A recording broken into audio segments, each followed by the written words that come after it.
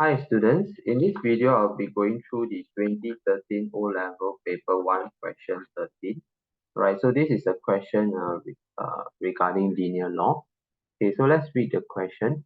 Okay, so the value V dollars of a diamond is related to T, the number of years since it was mined in 1970. Okay, the variables V and T are related by the formula V equals to A times e to the power of kt, where A and K are constants. Okay, so the table below gives us some values of the value of the diamond and in the years 1980, 1990, 2000 and 2010. Okay, so just to take note, it was mined in 1970. That's why in the year 1980, T will be 10, okay, because 10 years since it was mined. And then of course 1990, 2000, 2010 onwards, it will be T equals to 20, 30 and 40 respectively. Okay, so for part 1, they want us on graph paper to plot ln V against T and draw a straight line graph. So the vertical ln V axis should start at 8.8 and have a scale of 2 cm to 0.1. Right, so in order to plot ln V against T, you will need to find out the values of ln V first. All right, so you need to add one column to the table. Okay, so it's going to look something like this.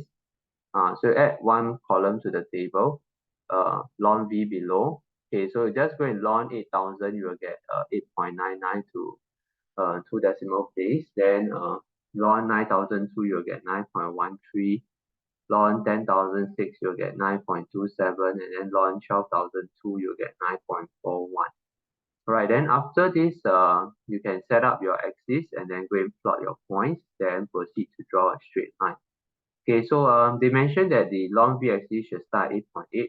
That's why over here, we are starting at 8.8. Okay, so you can see from here, okay, we are starting at 8.8 for the vertical axis. Then every 2 cm, you increase by 0.1. So go to 8.9, 9, 9.1, and so on. Okay, you can actually, it's just nice, you'll reach 9.5. Okay, because the biggest value of ln V is 9.41. Right, then for the horizontal axis, it will be T, ln V against T, right? Right, so for T, okay, this is the only option because if I were to try to use this to be 10, if I try to use 10 here, then here will be 20, then 30, and then you find that you do not have enough space to draw 40. Okay, so although we tell you to maximize your graph, by this case, we have no choice. If we try to go any bigger, we will not have enough space. Okay. Okay. So, but actually, this is fine also. Okay, this is good enough. Right. So, do plot your points carefully. It should line up approximately as one straight line.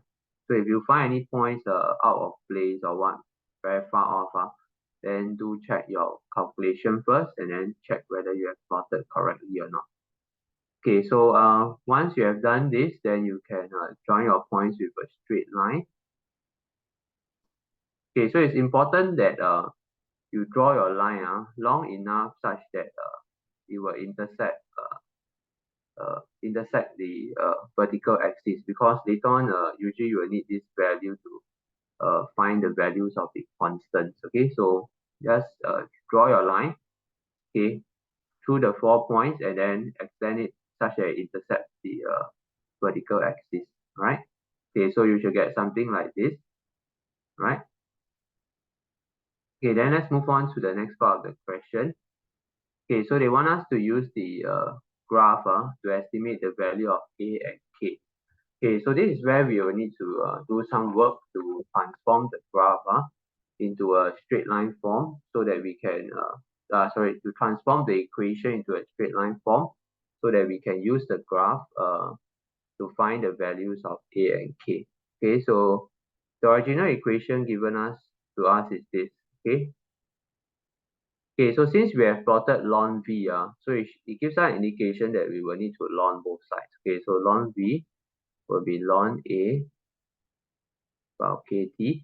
Okay, so for the right side, you can't bring the KT down because using the power law, because the power KT only belongs to the E. It doesn't belong to the A also, so you can't bring it down.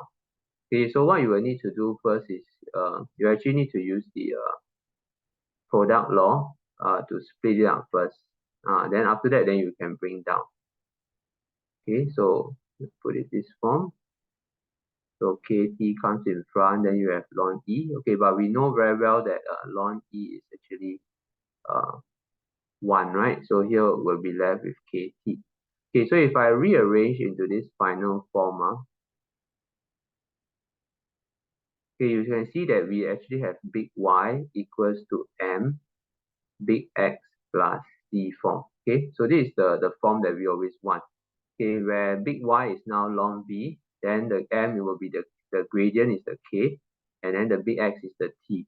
Okay, how do I know it's correct? You see, we have plotted ln V, so ln V will be the big Y, and then T is on the horizontal axis, so T will be the big X.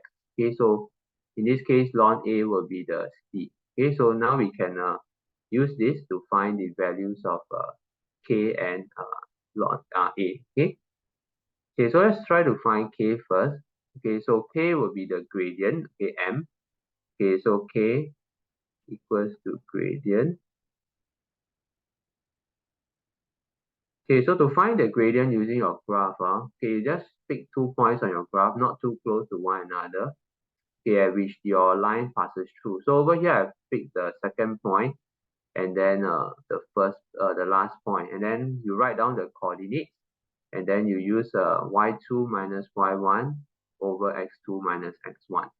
Okay, so this will be y2, this will be x2, this will be y1, this will be x1. Okay, so that's what we are going to do now. So 9.41 minus 9.13 over 40 minus 20, right? Okay, so if you work out, then you get K to be 0.014. Okay. Okay, then ln A will then be the C, right? So ln A will be the vertical intercept. Okay, so ln A equals to vertical intercept. Okay. Okay, so you just read this value here. Okay, so mine passes through 8.85. So ln A will be equals to 8.85. Okay, so all we need to do is convert to exponential form to find the value of A. So e to the power of 8.85. Okay, so this will give me 6974.4. Okay, so I'm going to round to 366. So 6970. Okay. Okay, so this is actually a rather standard, not too difficult linear law question, right? So linear law questions are typically not too difficult. Okay, let's move on to the last part of the question. Okay, they want us to estimate the value of the diamond in 2014. Okay, so if you go back to the table here, okay, so if you add one more row here, right? Okay, 2014. Okay, 2014. Okay, 2014 would mean that T will be 44. Okay, so basically what you're going to do is you're going to use your graph, right, and find the value of ln V when T is 44. Okay, and then once we know the value of ln V, we can then find the value of V. Okay, okay, so that's what we're going to do. Okay, so you can see here that I've extended my graph. Okay, this top part I extended it up, and then after that I find 44, T44. I go up, draw a vertical line up, hit my graph, touch my graph, and then I go horizontally to read the value of the ln V. So over here you can see that I read it as my ln V value is 9.465, right? So from here, okay, let's try out working. So in 2014, T equals to 44, right? Okay, so from the graph,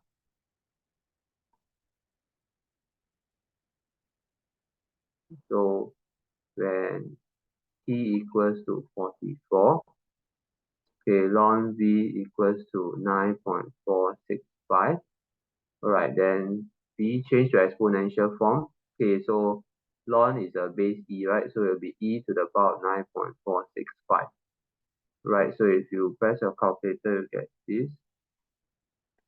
Okay, so I'm going to round it off to the nearest 100. Okay, because all the other v values in the table are rounded off to the nearest 400.